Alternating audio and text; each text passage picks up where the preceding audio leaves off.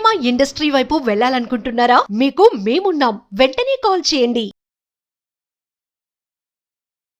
TET అలాగే DSC ఎగ్జామ్లో AP అలాగే తెలంగాణ ఎవరైనా కానివ్వండి. సో ఆల్రెడీ మీకు వచ్చిన మార్క్స్ నుంచి ఇంకా బెటర్ ఇంప్రూవ్మెంట్ మార్క్స్ కావాలి అని ఎవరైతే అనుకుంటున్నారో వాళ్ళందరికీ కూడా బెస్ట్ షార్ట్కట్ మెథడ్స్లో ఈ వీడియో అనేది చాలా యూస్ఫుల్గా ఉంటుంది. ప్రతి ఒక్కరు కూడా ఈ వీడియోని లాస్ట్ వరకు చూడండి. ఫస్ట్ క్వశ్చన్ చూడండి, which of the following is a cubic polynomial? కింది వానిలో ఘన బహుపది ఏది? అవునా, అంటే క్యూబిక్ పాలినామిల్ ఏది అనేది మనం ఫైండ్ అవుట్ చేయాలి. క్యూబ్ అంటే ఏంటి? పవర్లో మనకి 3 ఉంటే దాన్ని మనం క్యూబిక్ అంటాం. అవునా, సో ఫస్ట్ చూడండి 3x హోల్ పవర్ 2 అంటే మనకి ఏమొస్తుంది? ఎక్స్ స్క్వేర్ వస్తుంది. ఎక్స్ స్క్వేర్ వస్తుంది, మనకు కావాల్సింది క్యూబ్ కాబట్టి. సో ఈ హైయెస్ట్ డిగ్రీయే మనకి ఎక్స్ పవర్ 2 వస్తుంది, నార్మల్ 3x కాబట్టి. సో మనకి ఫస్ట్ ఆప్షన్ అనేది ఏంటి? రాంగ్, అది స్క్వేర్లో వస్తుంది, క్యూబ్లో కావాలి. నెక్స్ట్ చూడండి 3x హోల్ పవర్ 2 అవునా, అంటే 9x స్క్వేర్. ఇక్కడ కూడా మనకి ఎక్స్ స్క్వేర్ టర్మే వస్తుంది సెకండ్ దాంట్లో కూడా. సో కాబట్టి సెకండ్ కూడా రాంగ్, మనకు కావాల్సింది ఎక్స్ పవర్ 3 క్యూబ్లో కావాలి. ఒకసారి థర్డ్ వన్ చూస్తే ఇది ఎక్స్ స్క్వేర్, ఓకే, ఇక్కడ ఎక్స్ ఉంది, ఇక్కడ ఎక్స్ స్క్వేర్ ఉంది. ఎక్స్ ఇంటూ ఎక్స్ స్క్వేర్ అవుతుంది, ఎక్స్ క్యూబ్ వస్తుంది. అవునా, సో క్యూబిక్ పాలినామియల్ వస్తుంది కాబట్టి మైనస్ అయినప్పటికీ పర్లేదు. సైన్ గురించి ఇక్కడ మనకి ఇంపార్టెంట్ కాదు. పవర్లో క్యూబ్ వస్తుందా లేదా, 3 వస్తుందా లేదా అని మనం చెక్ చేసుకోవాలి. సో పవర్లో 3 అనేది ఆప్షన్ 3లో వస్తుంది కాబట్టి what is the right answer? Option 3 is the right answer. ఒకసారి ఆప్షన్ 4 కూడా క్లియర్గా చూడండి. ఇక్కడ ఎక్స్ ఇంటూ 2x ఏమవుతుంది? 2x స్క్వేర్, పవర్లో 2నే వస్తుంది. ఇక్కడ కూడా ఎక్స్ ఇంటూ ఎక్స్ అంటే ఎక్స్ స్క్వేర్, స్క్వేర్ మాత్రమే వస్తుంది. మనకు కావాల్సింది 3 కాబట్టి పవర్లో క్యూబ్ కావాలి కాబట్టి what is the right answer? Option 3 is the right answer. Okay, next question చూడండి, the probability of 53 Thursdays in a non leap year is? Leap సంవత్సరం కాని దాంట్లో 63 గురువారాలు ఉండే సంభావ్యత. ఓకే, మనకు కావాల్సింది నాన్ లీప్ ఇయర్లో థర్స్డే రావడానికి గల ప్రాబబిలిటీ ఏంటి అనేది ఫైండ్ అవుట్ చేయమంటున్నాడు. అవునా, సో మనకి నాన్ లీప్ ఇయర్ అంటే ఏంటి? Ordinary year. ఆర్డినరీ ఇయర్కి మనకి ఎన్ని డేస్ ఉంటాయి? 365 డేస్ ఉంటాయి. అవునా, 365 డేస్లో ఎన్ని వీక్స్ ఉంటాయి అంటే 52 వీక్స్ ఉంటాయి. 52 వీక్స్, ఈచ్ వీక్ ఎన్ని డేస్ ఉంటాయి? మనకి 7 డేస్ కదా. అవునా, సో 52 ఇంటూ 7 ఎంత? 364 డేస్. మనకు కావాల్సిన 365 కాబట్టి ప్లస్ ఈ 1 డే అనేది అది మండే కావచ్చు, ట్యూస్డే కావచ్చు, వెనస్డే కావచ్చు, థర్స్డే, ఫ్రైడే, సాటర్డే. అవునా, సో మనకి సండే, ఈ మండే నుంచి సండే వరకు ఏదైనా ఒక డేలో మనకు కావాల్సింది ఏంటి? Probability of Thursday. అవునా, టోటల్ నెంబర్ ఆఫ్ డేస్ అని మనం డినామినేటర్లో వేస్తాము. టోటల్ ఎన్ని డేస్? 7 డేస్. మనకు కావాల్సింది ఏంటి? థర్స్డే. థర్స్డే అనేది ఓన్లీ 1 టైమే రావడానికి పాసిబిలిటీ. క్లియర్గా చూడండి, Monday, Tuesday, Wednesday, Thursday, Friday, Saturday and Sunday. అవునా, మనకు కావాల్సిన టోటల్ నెంబర్ ఆఫ్ ఇదేంటి? మనకి ఇక్కడ వరకు కంప్లీట్ వీక్స్ అయిపోయాయి అనమాట. అంటే సో క్లియర్గా చూడండి ఎన్ని వీక్స్? 52 థర్స్డేస్ మనకు ఆల్రెడీ వచ్చేస్తాయి. ఈ ఎక్స్ట్రా వీక్ అయితే ఉంది కదా, ఈ ఎక్స్ట్రా వీక్లో వచ్చే డే అనేది ఏ డేనో మనకు తెలియదు కాబట్టి ఒక వీక్లో మొత్తం టోటల్ 7 డేస్ ఉంటాయి కాబట్టి బై 7. అందులో మనకు కావాల్సిన ఓన్లీ థర్స్డే కాబట్టి థర్స్డే అనేది ఓన్లీ 1 టైం వస్తుంది 1 వీక్లో కాబట్టి 1/7 ఇస్ ద రైట్ ఆన్సర్. క్లియర్గా చూడండి, option 2 is the right answer. Next, if P and Q are any two sets such that P minus Q equal to P, then P intersection Q equal to. ఇది మనకి సెట్స్కి సంబంధించిన question. ఒకసారి question తెలుగులో కూడా క్లియర్గా చూద్దాం.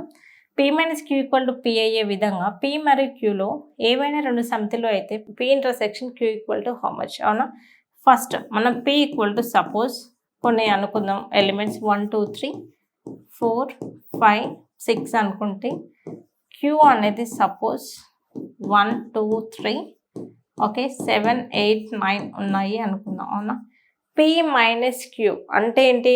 సో Pలో Qలో కామన్గా ఏమన్నాయి? First అవి క్యాన్సిల్ చేయండి. P minus Q. అవునా, Pలో 1 ఉంది, Qలో 1 ఉంది, Pలో 2 ఉంది, Qలో కూడా 2 ఉంది, Pలో 3, Qలో 3 ఉంది.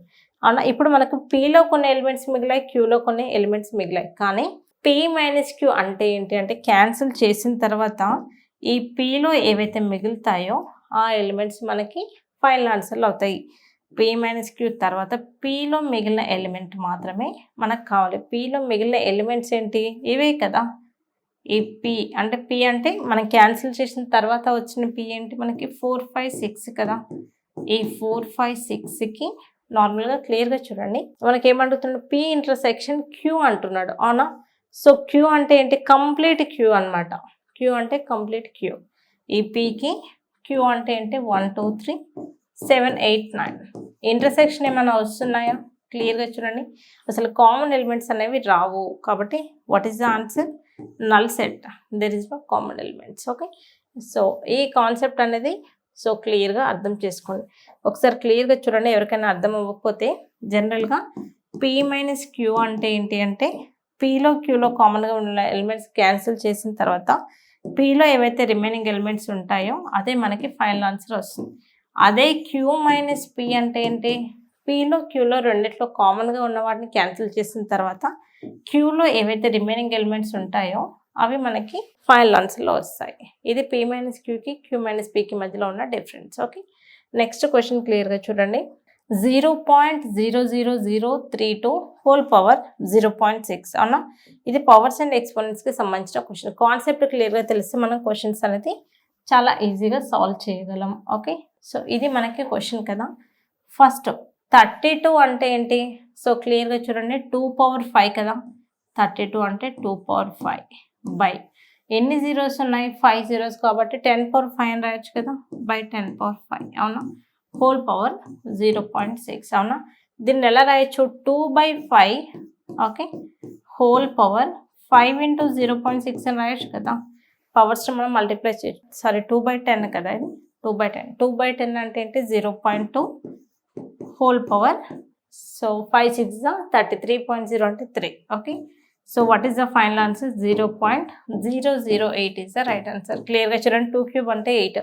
8 ఎక్కడ ఉందంటే ఓన్లీ ఆప్షన్ 4లో మాత్రమే ఉంది. మీరు ఇలా కూడా చేయొచ్చు. What is the right answer? Option 4 is the right answer. Okay, next question క్లియర్గా చూడండి. In triangle ABC, angle B equal to 70 degrees and AB equal to BC, then angle C. Triangle ABCలో B equal to 70 degrees మరియు AB equal to BC అయితే angle C equal to how much? క్లియర్గా చూడండి. ఒక angle ఇచ్చాడు 2 sides equal అన్నాడు. 2 sides equal అనేది మనకి ఎక్కడ ఉంటుంది? ఐసోసెల్స్ ట్రయాంగిల్లో ఉంటుంది అవునా. సో క్లియర్గా చూడండి. ఇది మనకి యాంగిల్ కనుక B అనుకుంటే ఇది A ఇది C. మనకి ఏమి ఇచ్చాడు? AB ఈక్వల్ టు BC అని ఇచ్చాడు. యాంగిల్ ఎంత ఇచ్చాడు? ఇది 70 degrees. సో మనకి ఐసోసెల్స్ ట్రయాంగిల్లో 2 sides ఈక్వల్ అయితే వాటి యొక్క కరెస్పాండింగ్ యాంగిల్స్ కూడా ఎలా ఉంటాయి? ఈక్వల్గా ఉంటాయి. Angle A equal to angle C. క్లియర్గా చూడండి. Angle A equal to angle C కదా. Sum of the angles in a triangle equal to how much? 180 degrees. Total 180లో ఇది 70 అయితే ఈ రెండింటిని యాడ్ చేస్తే మనకి రావాల్సింది ఏంటి? రిమైనింగ్ ఎంత? 110 కదా. ఆ 110లో కూడా ఈ రెండు ఈక్వల్గా ఉండాలి. అంటే 110/2 దట్ ఈక్వల్ టు 55 degrees. ఇది 55 ఉంటుంది, ఇది కూడా 55. మనకు అడిగింది ఏంటి? Angle C. Angle C equal to how much? 55 degrees is the right answer. Okay, so చూసారు కదండి. టెట్ అలాగే డిఎస్సి ఎగ్జామ్కి సంబంధించి ప్రతి ఒక్కరికి కూడా జస్ట్ 1 monthలో ఎక్కువ స్కోర్ తెప్పించడమే మన టార్గెట్ కాబట్టి సో మీ అందరు కనుక ఈ వీడియో ఎక్స్ప్లెనేషన్ నచ్చినట్టయితే తప్పకుండా మన సెషన్ని లైక్ చేయండి. ఈ వీడియో పైన మీ ఒపీనియన్ కింద కామెంట్ సెక్షన్లో కామెంట్ చేయండి. Thank you all. See in the next video.